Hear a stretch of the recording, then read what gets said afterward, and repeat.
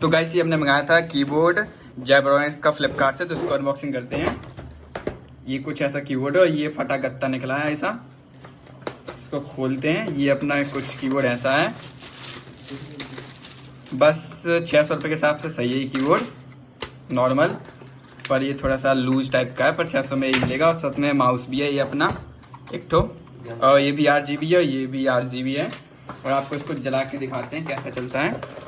तो गाइस इसकी कुछ RGB ऐसी, मैं मतलब इसको लाइट बंद करके दिखाता हूँ कैसी RGB है। इसकी कुछ RGB ऐसी है।